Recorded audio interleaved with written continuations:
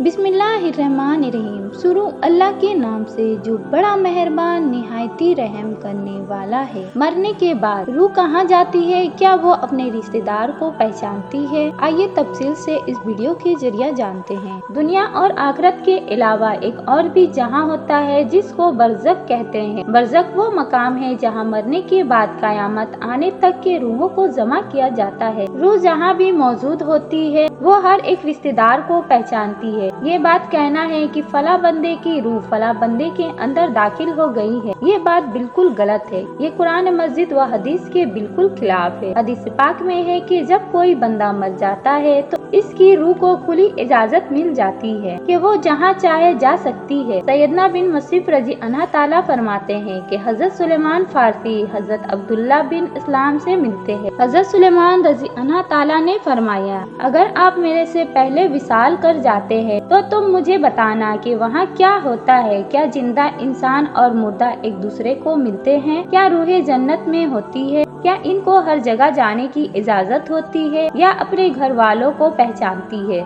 जब इंसान मर जाता है तो इसको इल्म होता है कि मैं दुनिया से विसाल कर गया हूँ, अब मैं आलमे बरज़ख में दाखिल हो गया हूँ। इसे सब कुछ याद रहता है कि वो बंदा मेरा फला रिश्तेदार है, फला मकान है और घर हमारा है, मेरा ताल्लुक फला नस्ल से है। यानी कि इसको हर चीज के बारे में इल्म होता है। जब एक इंसान मरता है तो वो हर चीज को देख रहा होता है, वो बोलता भी है, लेकिन उस वक्त इसकी आवाज दुनिया वालों को सुनाई नहीं देती। यहाँ तक कि जब इसको कब्र में उतारा जाता है तो भी वो सब कुछ देख रहा होता है और सुन रहा होता है। इसको पता चल रहा होता है कि अब मुझको नहलाया जा रहा है, मुझे दफनाया जा रहा है। जब इंसान की जान निकल जाती है तो इसको सब कुछ पता चल जाता है, अब मेरा असल ठिकाना ये दुनिया नहीं है। इसलिए वो कहता है कि मुझे जल्दी जल्दी कब्र में छोड़ आओ।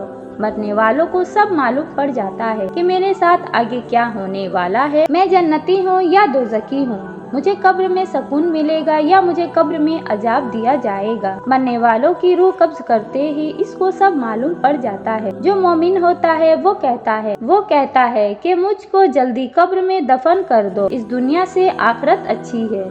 हजरत मोहम्मद सल्लल्लाहु अलैहि वसल्लम का फरमान है कि मोमिन के लिए ये दुनिया कैद खाना है, ये दुनिया काफिर के लिए जन्नत है। जो बंदा गुनाहगार होता है, जिसने दुनिया में बहुत बुरे काम किए होते हैं, वो दोज़खी होता है। जब इसकी मौत होती है, जब इसको कब्र में दफनाने के लिए ले जाया जा रहा होता है तो वो चीख चीख कर पुकार रहा होता है कि मुझे कब्र की तरफ क्यों ले जा रहे हो। गुनाहगार शख्स अपनी फैमिली को कहता है, मैंने सारी जिंदगी तुम्हारे लिए दिन रात करके रिस्क कमाया, हर इंसान से झूठ सच बोलकर मैंने तुम्हारे लिए इतना माल इकट्ठा किया, अब तुम मुझे कहाँ लेकर जा रहे हो, मुझे बंद कोठरी में क्यों डाल रहे हो। वो परेशान हो रहा होता है, अपनी जुबान से बहुत कुछ कह रहा होता है, लेकिन इसकी आवाज दुनिया वालों को सुनाई नहीं देती। इस गुनाहगार को पता चल जाता है कि मैं मर गया हूँ, मुझे कब्र में दाखिल कर दिया गया है।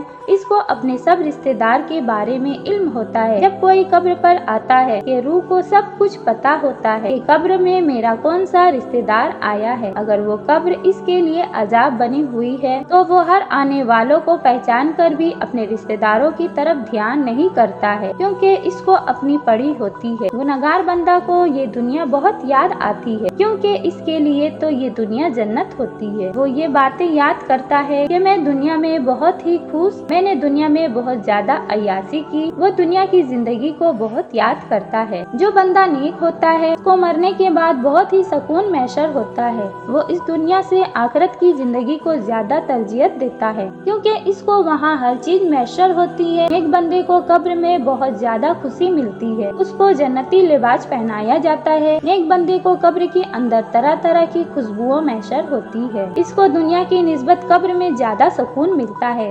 एक बंदे को पता होता है कि इसका असल ठिकाना जन्नत ही है, वो कब्र में बहुत ज्यादा खुश होता है। लिहाजा नेक बंदे को कब्र में बहुत ज्यादा सुकून मिलता है, इसको दुनिया का कोई परवाह नहीं होती। गुनाहगार बंदे को दुनिया बहुत ज्यादा याद आती है, वो कब्र की शक्तियाँ झेल झेल कर तंग आ जाता है। इन सब बातों का निचोड़ एक ही है, जिस बंदे के अमाल अच्छे होते हैं इसके लिए ये दुनिया कैद खाना होती है और इसको कब्र में सुकून मैसर होता है। जिस बंदे के अमाल नेक नहीं होते इसको ये दुनिया अच्छी लगती है, कब्र में इसको बहुत ही शक्तियाँ झेलनी पड़ती है, इसलिए इसको कब्र से दुनिया अच्छी लगती है। हजरत मोहम्मद सल्लल्लाहु अलैहि वसल्लम का इरशाद है कि मैयत की नमाज जनाजा पढ़ने वाले 40 बंदे हो जो अल्लाह ताला के सिवा किसी को इबादत के लायक ना समझते हो तो अल्लाह ताला इस मैयत के हक में इन सब की सिफारिश को कबूल फरमाता है। दूसरी रिवायत में है कि हजरत मोहम्मद सल्लल्लाहु अलैहि वसल्लम ने फरमाया है कि मरने वाले की नमाज जनाजा में 100 बंदे शामिल हो जाए, वो इस बंदे के लिए इसकी मगफरत की दुआ अल्लाह ताला से मांगे तो अल्लाह ताला इस मैयत के हक में इन सब की दुआ को कबूल फरमा लेता है। अल्लाह ताला से दुआ है कि अल्लाह ताला हम सबको नेक काम करने की तौफीक अता फरमाए। आमीन।